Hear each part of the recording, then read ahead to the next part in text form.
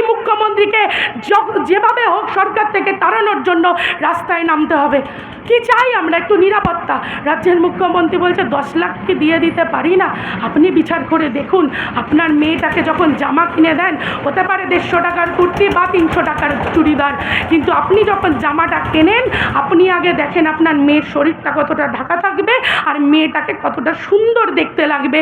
আর সেই জামাটা যারা টেনে খুলে দেয় তারা আপনাকে 10 লাখ টাকা দিয়ে বলে তুমি মুখ বন্ধ করে নাও। কিন্তু এই সুরুন অঞ্চলের মহিলাদের কাছে আমাদের আবেদন, আপনার শরীরের দাম তৃণমূলের কেনার ক্ষমতা নেই। আপনার শরীরের দাম তৃণমূল কেন, কোনো সরকার কিনতে পারে না। তাই আসুন না সবাই মিলে নিজের জীবনটা বাঁচানোর জন্য, নিজের সম্মানটা বাঁচানোর জন্য।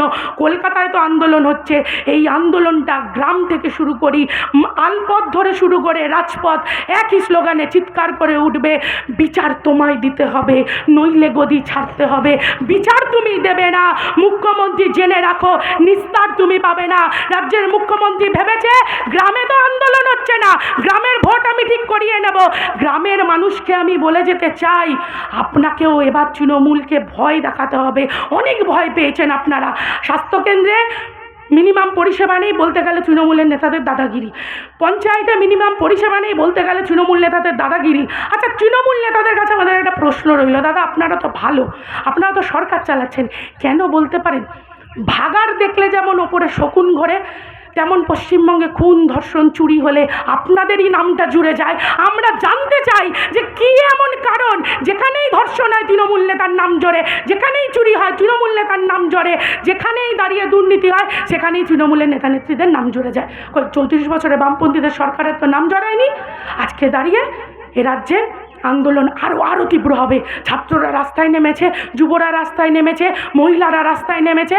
আর রাস্তায় নেমেছে বলেই সাধারণ মানুষকে ভয় পেয়ে এই উত্তরবঙ্গের ভূমিপুত্র, উত্তরবঙ্গ উন্নয়ন মন্ত্রী উদয়ন গুহ বলছে, মেয়েরা রাস্তায় নামছো, স্বামী যদি ঘরে ঢুকতে না দেয় আমাদের কাছে কাঁদতে আসবে না।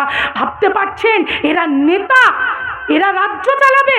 যারা আপনাকে আমাকে বলে দিচ্ছে যে রাত জাগা মানে, রাতের বেলায় দাঁড়িয়ে বিচার চাইতে নামা মানে নোংরা কাজ করা, স্বামী ঘরে তুলবে না। আরে স্বামী তো আমাদের ঘরে তুলে নেবে। আপনারা চিন্তা করুন, আগামী দিনে মানুষ ভোট দিয়ে আপনাকে বিধানসভায় তুলবে কিনা, এটা বিচার আপনাকে করতে হবে। তাই এই অঞ্চলের মানুষের কাছে অনুরোধ, রাজনীতির রং লাগবে না, আমাদের ঝান্ডা ধরতে হবে না, রাজনীতির রং লাগবে না, হিন্দু মুসলিম বিচার করতে হবে না। ওরা যখন